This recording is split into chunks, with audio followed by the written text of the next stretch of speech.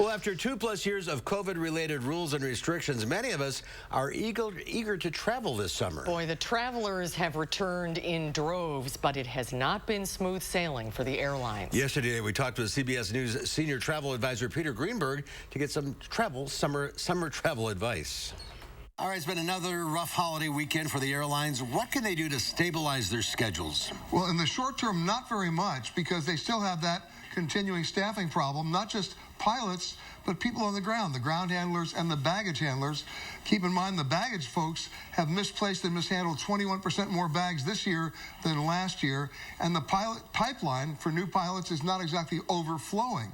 So at the very earliest, we're talking probably mid-September to early October before things start to stabilize. So the rest of the summer is going to be challenging if you're taking a summer vacation, which a lot of people are this year. It is. I mean, take a look at what just happened this weekend. 43% of all the JetBlue flights were delayed.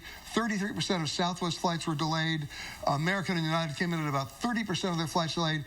And that's on a weekend where we really didn't have any weather issues. So it could have been worse.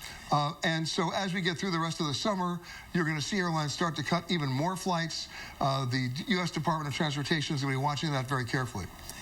And I assume with all that luggage, it's best to carry on if you can and not check out bag. Well, you know what I've always said with you guys. There are only two kinds of airline bags, carry-on and lost. This is not the time to check bags, especially if you're making a connecting flight and that connection is under 2.5 hours. Your bags may not make it. You may not make it.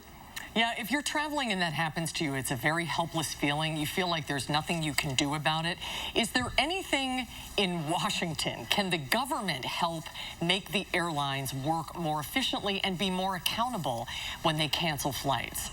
Well, in order to understand that, you got to go back to the original days of 1978 and the Airline Deregulation Act, which essentially prohibited states from regulating airlines and also most of the federal government as well, except in areas of safety. However, there is an opportunity for the U.S. Department of Transportation to do rulemaking.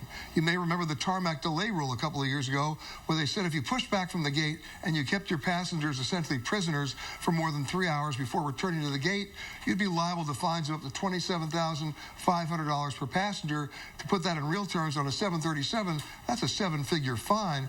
And guess what happened since they made that rule? Very few tarmac delays.